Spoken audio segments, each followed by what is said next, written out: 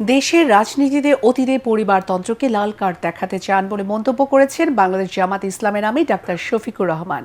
Feni pilot উচ্চ বিদ্যালয় মাঠে আয়োজিত নির্বাচনী জনসভায় তিনি নারীদের নিরাপত্তা, যুবকদের কর্মসংস্থান, রাজনৈতিক সহিংসতা ও অপপ্রচারের বিষয় নিয়ে কথা বলেন। নারীদের বাইরে যেতে দেওয়া হবে না এমন প্রচারণাকে গুজব উল্লেখ করে তিনি বলেন, ঘরে ও কর্মস্থলে নারীদের নিরাপত্তা নিশ্চিত করা হবে। সমাবেশে ৩টি আসনের ১১ দলীয় প্রার্থীদের হাতে আনুষ্ঠানিকভাবে নির্বাচনী প্রতীক তুলে দেন জামাত ইসলামের আমির। জাহিদুল আলমের রিপোর্টে বিস্তারিত। বারবার উৎসাহিত করেছি। চট্টগ্রাম বিভাগের নির্বাচনী প্রচারণা সফর শুরু করলেন বাংলাদেশ জামাতে ইসলামীর আমির ডাক্তার শফিকুর রহমান।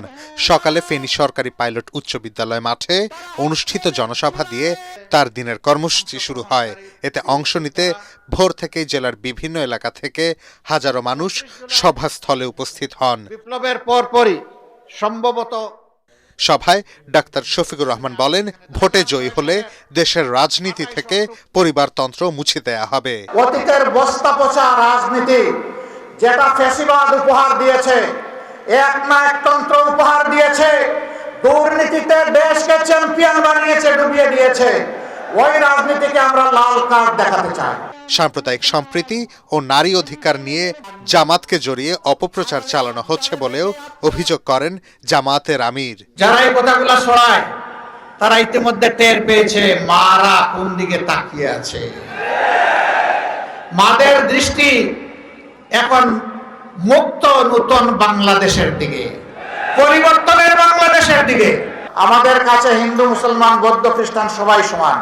এই আসমানের ছাদের নিচে আর এই জমিনের বিছানার উপরে বাংলাদেশে যারা বসবাস করবে, আমরা তাদের সকলের সমান অধিকার নিশ্চিত করতে বদ্ধপরিকর। প্রতিবেশী দেশের সাথে ফলপ্রসূ আলোচনা করে ফেনীতে বাঁধ, সরকারি মেডিকেল কলেজ স্থাপন সহ নানা উন্নয়ন করার আশ্বাস দেন তিনি।